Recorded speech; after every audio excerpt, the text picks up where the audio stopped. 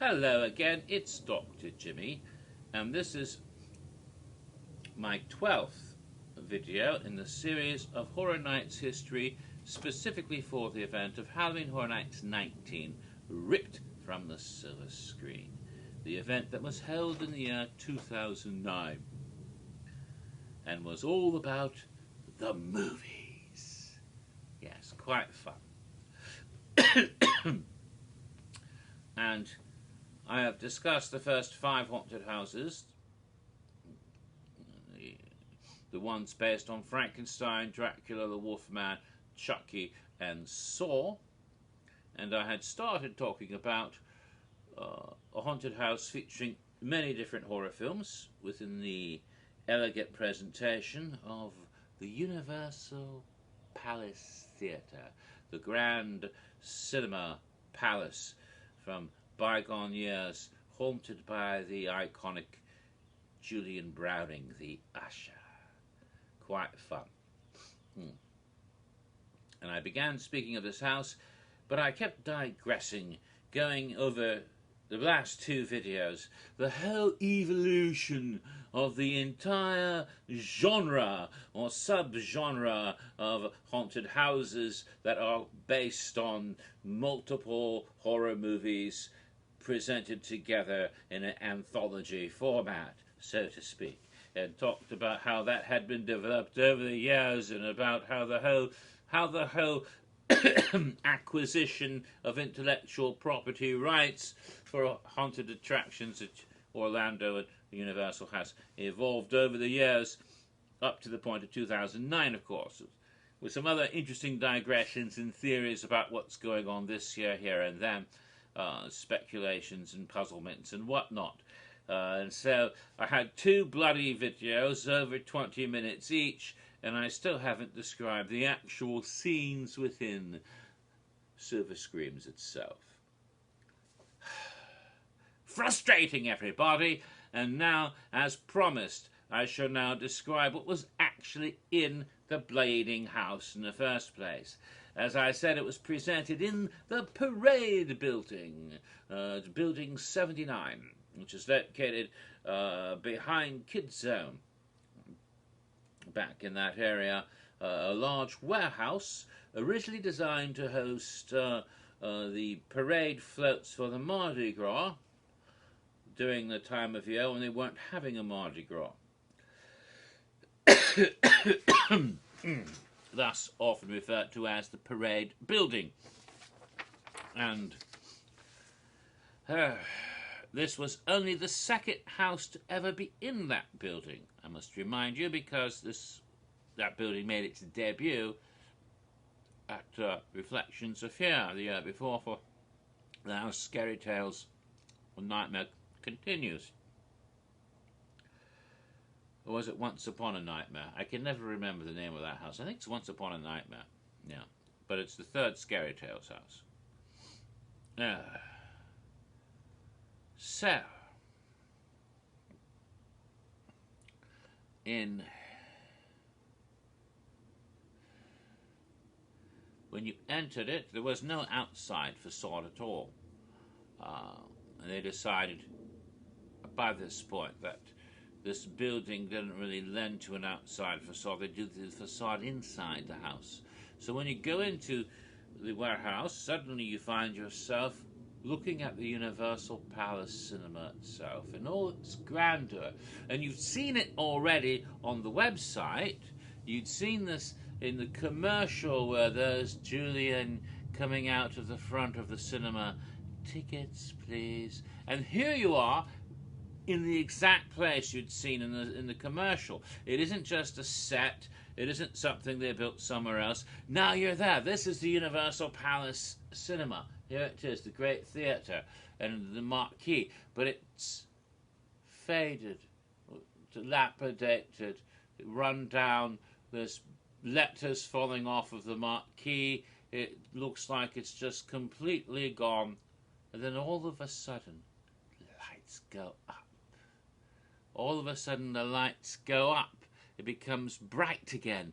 And then all of the dirt and film and gore is gone, and the dust, and there's the marquee is brightly lit, and you can read the films that are showing the Phantom of the Opera, you know, and it's like you've been transported in time back to 1925 when the cinema was in its glory. It just happens suddenly and magically. It sends a shiver down your spine. And you go through the entranceway of the cinema and you're in the lobby, and there's Julian Browning, the usher, who's come to show you your way through with his flashlight, and you must follow the proper rules of cinema etiquette. You must not litter, do not speak aloud, and for fuck's sake, don't use your fucking cell phones or I'll beat you with this flashlight. He didn't actually say it like that, but I wish he would. You know how annoying it is when people mess about with doing this texting and shit while you're trying to watch a movie, for fuck's sake. You just want to, hit them with a large, oversized flashlight. I can understand the usher, I really can. Ugh. And talking back to the screen, good heavens, well, that's only acceptable in certain communities. But let's not get racial. Anyway. Oh. It's a cultural thing. Call and response. Just like church, really. Let's see, where was I? Where was I? I wrote down what the sequence of the rooms were, because I can remember the scenes, but which one came first? So I wrote them down for myself, so that because I'm old, and this was like over 6 years ago. So let's see. Yes, no, doesn't give details. I got all of those in my head, but I have to remember what sequence they were in, otherwise I'd forget. So you go through the lobby, and then you start your visit to the different films. And like I had said earlier, you go from the actual rooms of the cinema itself, and you enter one of the movies, and on the way in there's a poster that tells you what the movie's going to be. And then you come out, and maybe some props. And when you come out of that scene, you're back in a cinema corridor again, and you have another poster and some more props before you go into the next screen, and then you go into another film. So that's how it began. I don't quite remember if there was a poster for Phantom of the Opera right off. You did have it up on the marquee of the cinema itself when you first entered, so you might have already been aware that Phantom was playing. And the whole backstory of Julian Browning is that this was his famous film, and the key moment of his life, the crisis point, the climactic moment of his life, occurred during a screening of Phantom of the Opera, and that's seen in the house. But first, you go into the film. So the first film is the Phantom of the Opera, and here you are in the dark dungeons below the Grand Opera de Paris.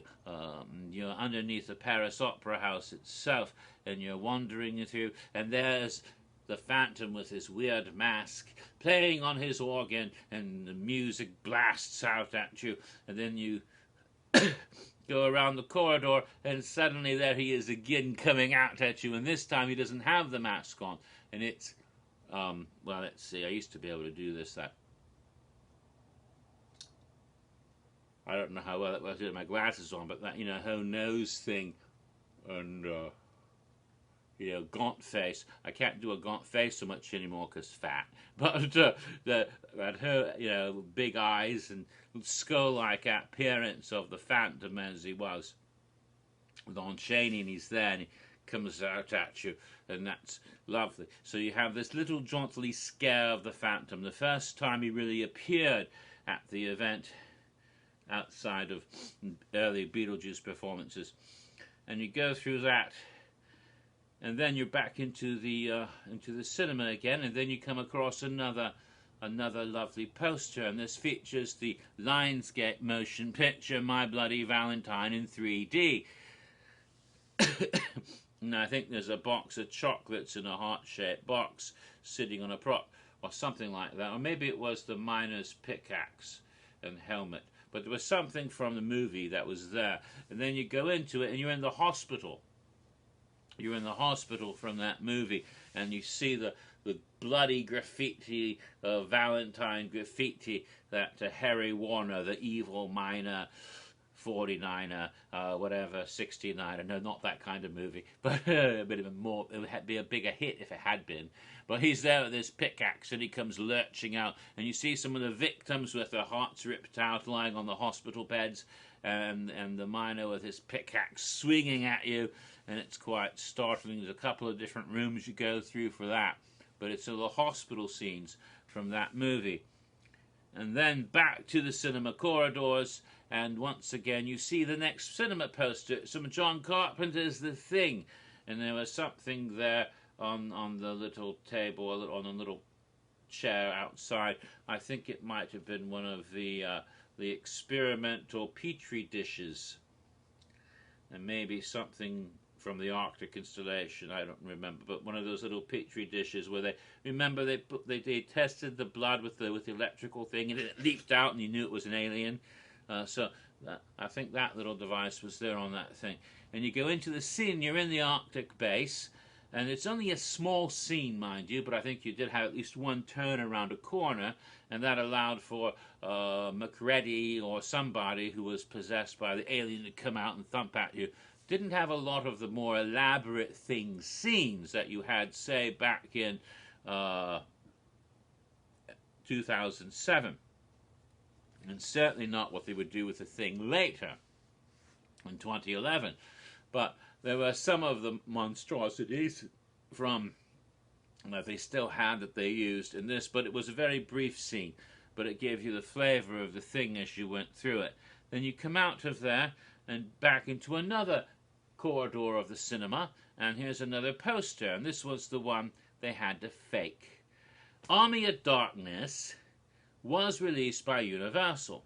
However, the Evil Dead franchise isn't a Universal property. Sam Raimi has had released his different Evil Dead films by different companies over the years, and continues to hold that rights to that property all the way up to and including the recent television program. And they worked with Raimi a lot in the early 90s. They had Darkman, for example, show up for Kong in 92 or 3 or whenever it was.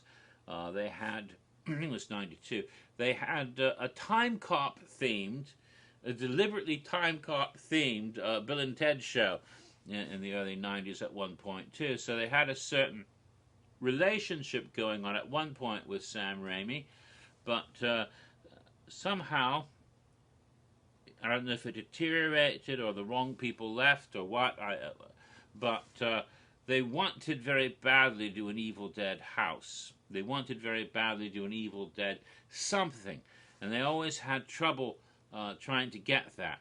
And from what I have heard after the fact, they had planned to do an Army of Darkness Scare Zone in 2009. But they weren't able to secure the rights and do it. But they did go ahead and do the scene in the House of Screams, but they couldn't call it Army of Darkness. So they did what they used to do in the 90s. They did the scene, and they didn't change any of the appearances of anything in the scene, but the poster was not Army of Darkness. It was not Evil Dead. They made up a new poster that you knew what it was when you saw the poster, but it wasn't the official poster. And the title on this mock poster was, get it, Medieval Dead. Get it? You know, because it takes place in the Middle Ages, but Medieval Dead. So you knew what it was, an Evil Dead film. Medieval Dead, it's a pun. So they got that, and then when you go in, you've got the pit scene from the film Army of Darkness, with the pit hag witch is in there, and Ash with his chainsaw arm is in there. So it's the scene from the movie right in there. But again, they did it in such a way that by using the fake poster, they could get away with it. Then again, and after this was the most interesting twist, because now there's an overall storyline about Julian Browning, and you're going in and out of the cinema corridors. When you leave this scene, you're not just going into a corridor. Oh yeah, and when you enter this one, they had a fake poster for Army of Darkness, like Medieval Dead. But on the stool, this really gives it away. You know what's on the stool next to you? I'll show you.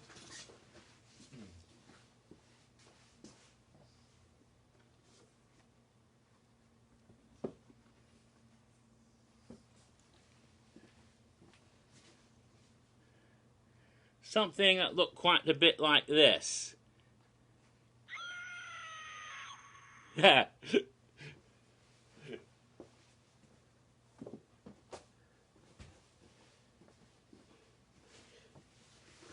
That, of course, is not an official prop. That, of course, was an Evil Dead DVD in a special Necronomicon edition that has a screaming eyeball, which is fun. But a collector's edition from many years ago that I've got as one of my little props. But so it's not something to use. But and I'm sure the one they had was a lot more realistic. It didn't look like it was made of rubber, but looked like it was made of human flesh. So that's what they had. They had a Necronomicon outside that room. Now, when you go in, but when you left that Medieval Dead scene, you found yourself behind the screen of the cinema. You weren't in a corridor. Now you're actually up on the stage. Because, you know, those old movie palaces back in the day, they had stages. And, you know, the curtain would open, and then there would be the screen, but often there was an actual stage in front of the screen, and people could walk around up there, or sometimes, and there was like a backstage area behind the screen, a very large room. Nowadays, with the digital, you don't have that anymore. It would be impossible, but it was quite different in the day. And you could actually walk around behind the screen, and there'd be ropes and things. You could actually pull things up and down. Curtains and screens could actually go up, and you could actually have a stage presentation if necessary. And in the really old cinema palaces, they had organs that someone would play, you know, while the movie was going on, because then originally, when they had silent movies, you know, there was an accompanying organist right there in the cinema with you to play the music for you on a keyboard. So you're actually behind the screen now in that backstage area of the cinema, and now you can actually see the movie that's being projected on the screen. It's Phantom of the Opera, and that climactic unmasking scene of Eric the Phantom on the screen. And while that's going on, you're seeing how Julian Browning, the usher, is transformed into the revenant that he became from the dead, because he is committing suicide in that scene. He's above you, hanging from the roof, and his legs are kicking. This is when Julian Browning hung himself during a production of Phantom of the Opera. And of course, if you remember, hanging was the way that the Phantom killed people with his Persian noose, his Persian knot, whatever that was called, that he used when he would catch people around the neck and pull them up into the opera house. That happened in the movie, and apparently Julian did it to himself, the way to perhaps to live out the very scenes of the movie he was obsessed with. But then after you go through that room, there he is, back from the dead, ready to stalk you again, because now he is some sort of revenant, something that's come back from beyond, from the dead, perhaps possessed by the very spirit of his lady, the cinema itself. Now he is one with the Universal Palace Theatre, and you don't want to screw with him. You don't want to misbehave, because he will be unleashing terrible vengeance upon you. Yes. So you get the heart and soul of Julian Browning in that scene. It's quite remarkable. So the narrative structure, as I had said in the previous video, is maintained throughout the entire house, as you actually go through the very room where this happened. Then you go into another corridor outside the screening, when you go back out, and there you have, I believe, a poster from a much more recent horror film, the British rom-com Shaun of the Dead, and I think there's a cricket bat there outside before you go in appropriate prop, and you find yourself in the Winchester pub. In the Winchester pub in Crouch End, London, and up on top of the bar is Shaun himself, and there was one scare actor, a diminutive fellow who's a ginger, had a little goatee, looked just like Shaun did in the movie. The other cast, the guy was a little heavier and had darker hair, but there was one cast, they cast a guy for at least one of the casts who looks enough like Shaun that it was just awesome. And when he was up there, sometimes he'd dance on the bar, because he knew a lot of us. Hello, Andrew, and if he's watching this, and it was a lot of fun. And then of course you have Ed, who is a zombie now, and he's lurching with his Got Wood T-shirt, and he's lurking the back of the bar. And on the side of the windows, of course, all the other zombies. Should I say the Z word? I guess, are trying to get in. But best of all, the jukebox is rocking Queen. You know. What song was it from the movie? I think it was Don't Stop Me Now. Yes, that's what it was. So that's rocking in the scene, so it's awesome. Then you go through the cinema corridor again, and there's another lovely poster, this time The Strangers, the recent Universal release. And I think one of the masks, maybe the baby doll mask, is there on the little stool, and you go inside, and oh my god, they recreated it perfectly. You think you're in the frickin' house in the frickin' movie. It looks just like that ranch house in the kitchen area and that room. And then they come out at you from behind curtains, from behind doors. The guy with a bag on his head, and the two girls with the doll-like masks, and to stalk you in the house and chase you in that home invasion horror film. All quite amazing.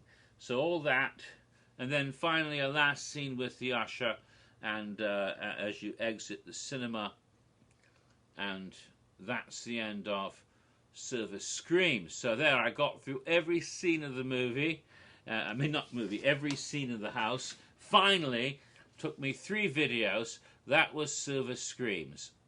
So, if I come back next time, if I'm still alive, for what will be the 13th part of Horror Nights 19 history, I shall begin talking about the 2 remaining houses. The original houses, sort of, which have both, interestingly enough, have been presented by Fangoria magazine. At least originally were supposed to have been presented by Fangoria magazine. Leave it to Cleaver and the Spawning, but that's next time.